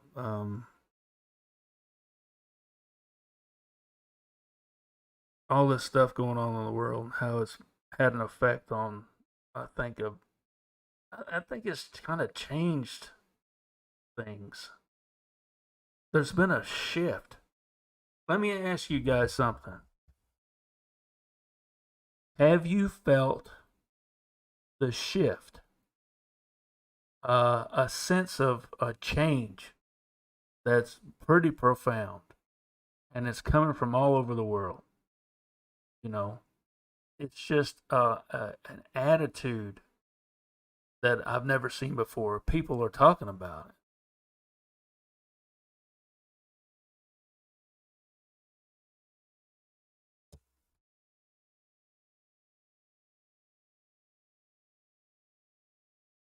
Let's hear it, D.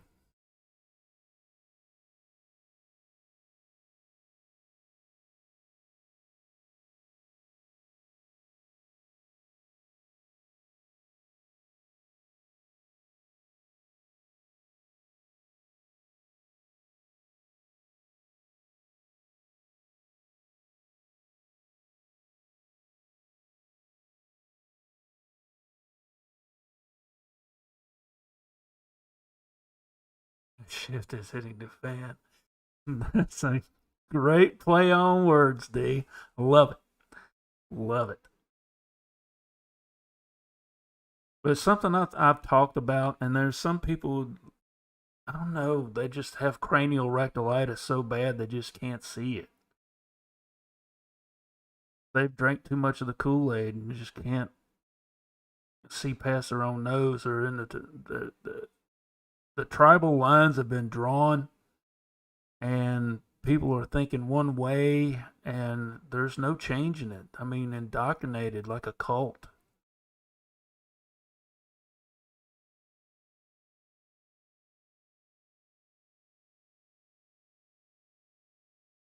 I've heard something about that,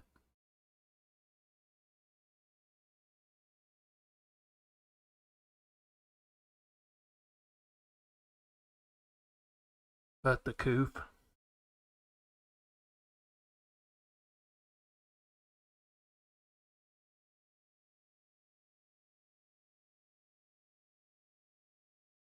Yeah, yeah. Oh, yeah. Um, both of you are hitting the nail right on the head, I think.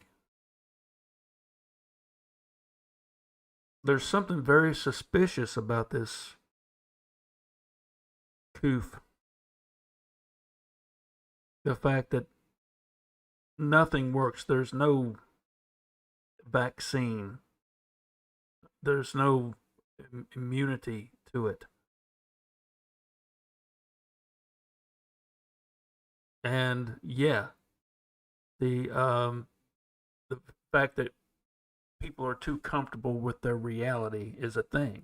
You know, like I said, the tribal lines have been drawn. People have been indoctrinated into their own specific little cult, and they can't see what's happening around them.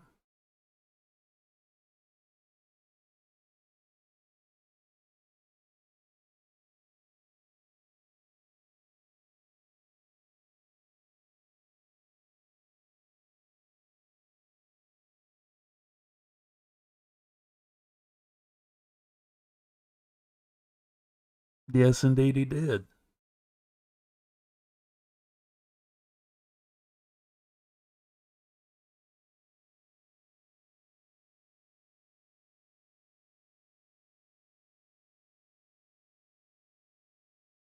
Pluto transit coming in February make for a huge shakeup. What is the Pluto transit? Excuse me for being ignorant.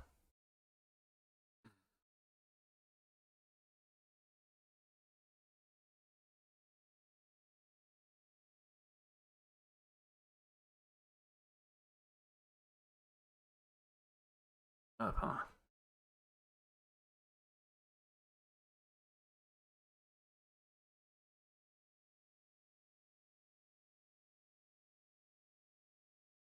Uh,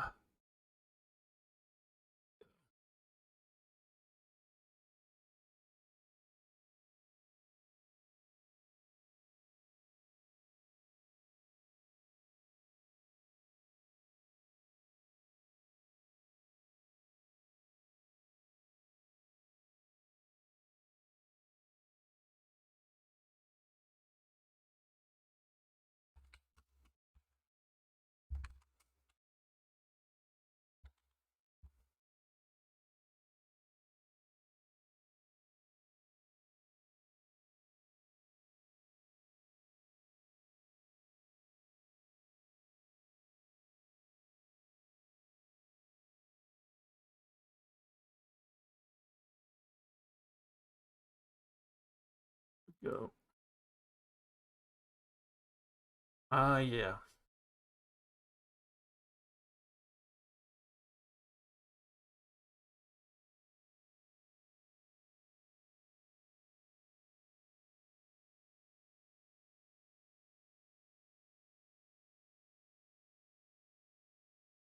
Okay.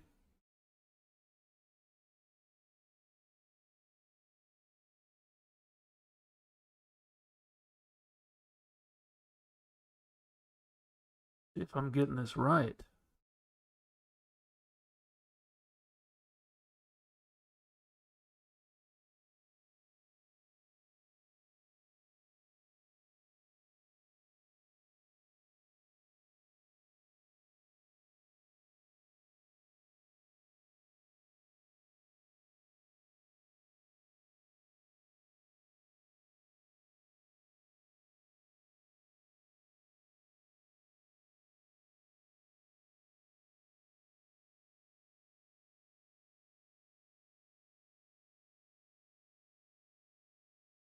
Okay.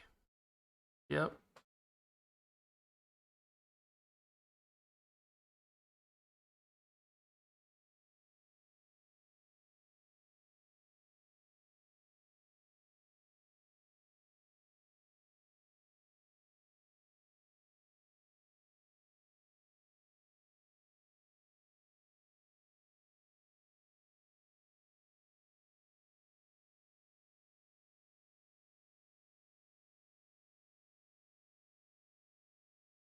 Dragons being sighted, or the mermaids in Iceland. You see, that's what I need to do. I need to put my head back in the game and really get in here and start researching this stuff to bring it out here. I'm gonna look this up. I'm gonna talk about this a little bit. I want to talk about this a little bit tomorrow too. Um, the Pluto transits.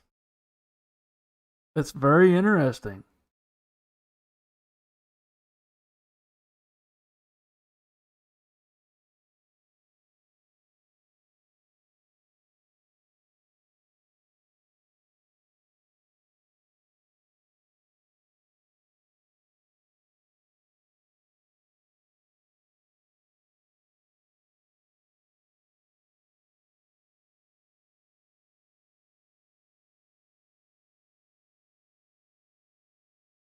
Yeah. Yep.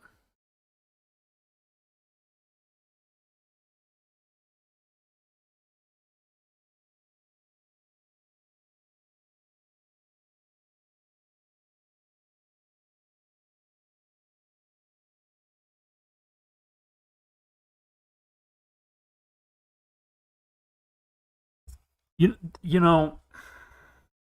Yeah, I believe that.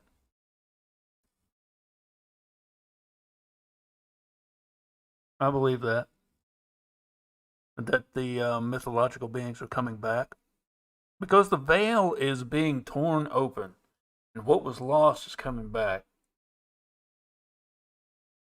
Why they went away? I believe you're going to see a lot more Fey folk. I've also heard of centaurs. Believe it or not. Are you guys familiar with Brenda Harris? Brenda Harris talked of uh, one of her kids seeing a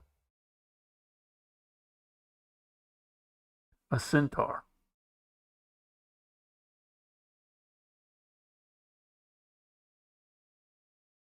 A lot of this stuff happened on the res. Centaur, yeah. No, half human, half horse.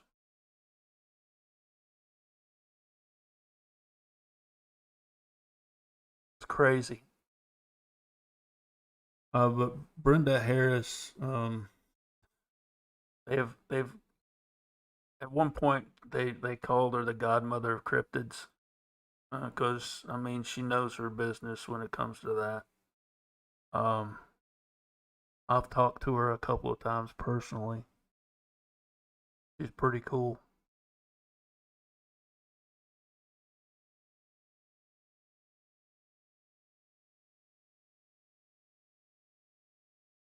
Tomorrow night, if you're willing to come on and talk a little bit about this stuff, please do because people need to know.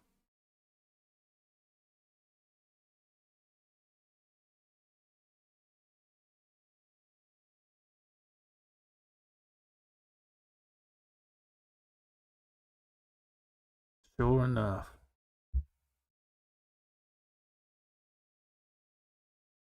I'm reading more about this Pluto transit, man.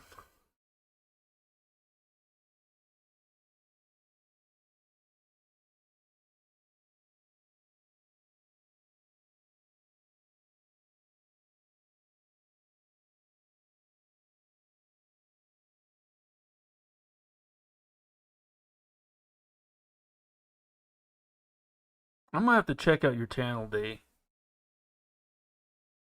I gotta check out your channel. Hi, yes, indeedy. I'm a D&D player too. I have been for a while. Trying to get into a game. We're doing it all online now. Because all my buddies, well, I got my DM is in Louisiana, and a couple other players are scattered all over the United States.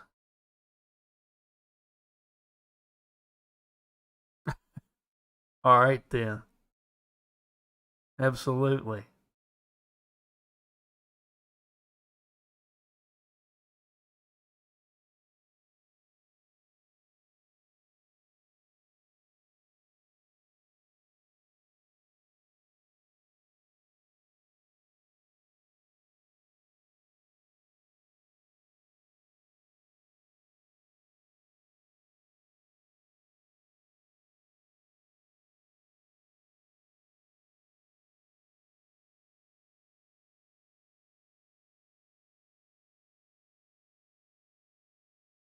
Yeah, I was a DM too for a little while. It was fun putting a world together and putting your players through hell. There's a saying, when the DM smiles, it's already too late.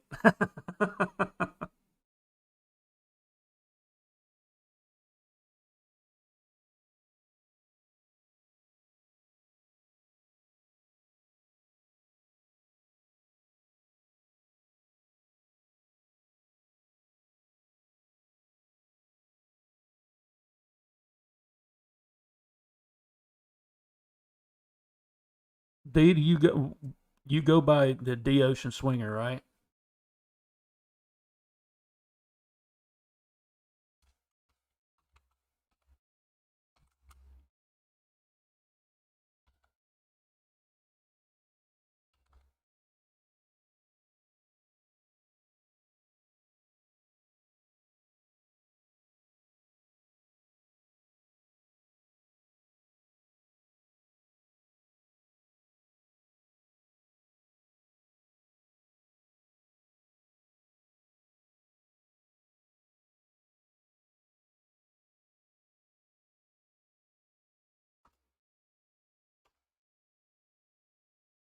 There you go.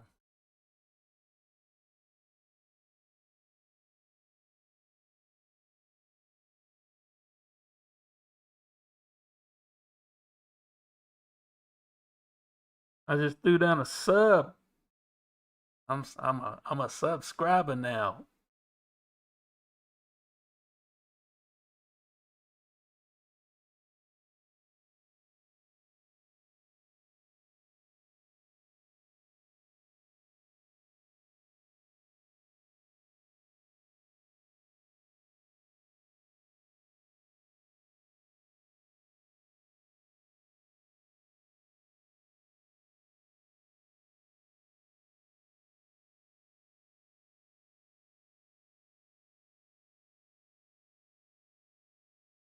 You say, did it prepare us for what we do now? We're playing D&D? Probably. I remember back during the 80s, during the satanic panic, man, playing D&D. If you let somebody know about it, oh my God, you're going to hell.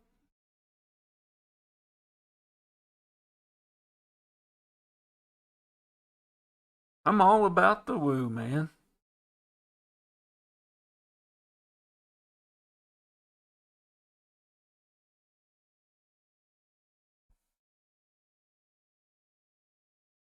Well, that's how you find stuff out.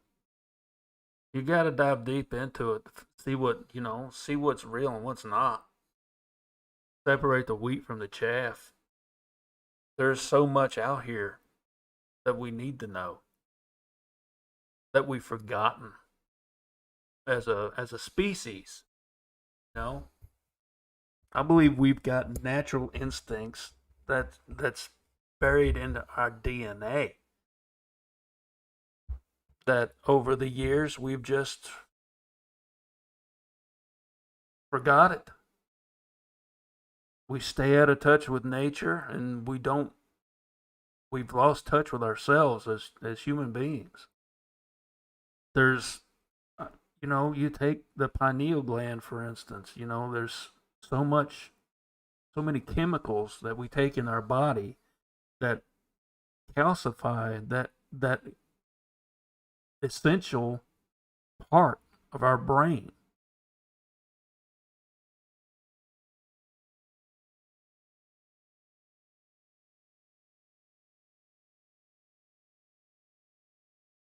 Quite frankly, this right here, that's a big problem. It's a big problem. We need to separate from this. We need to separate from technology. We really do. But here I am on it.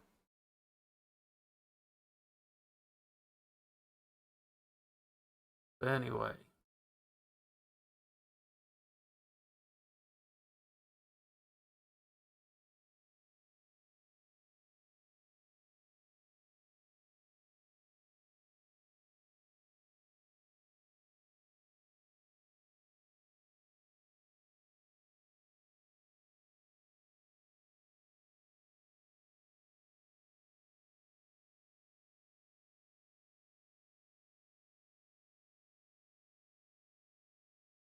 nice.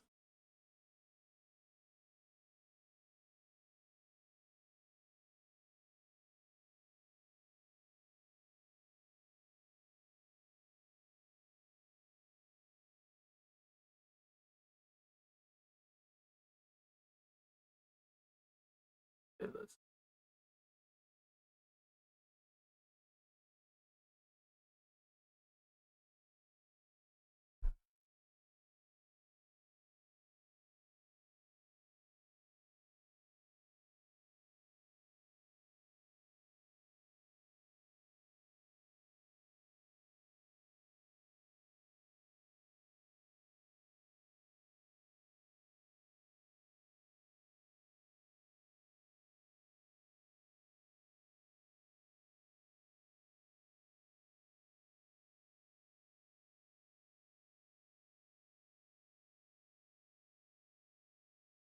possible.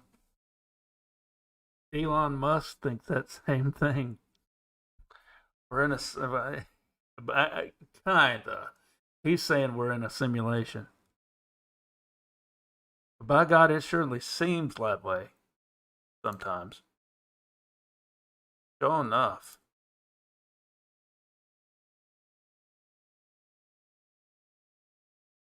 All right. We've reached the 2 hour and 7 minute mark, and I do believe I'm going to call it a night, folks. This has been great.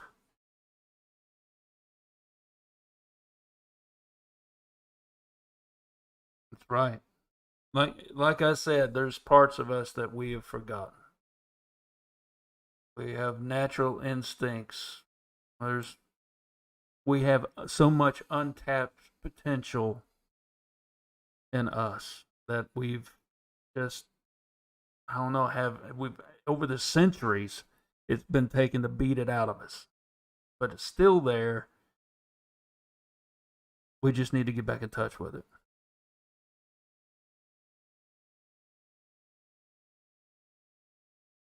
Yeah, indeed. Sure hard, but it's sure possible. All right. I am going to call it. It's been great.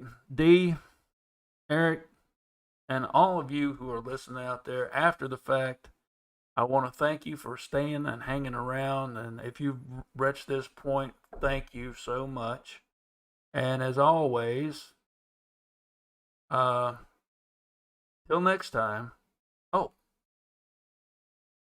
be sure to tune in tomorrow night. Another live stream, Saturday, midnight, open mic night. I'm dropping in a link. Okay. So, till then, as always, I love you, man.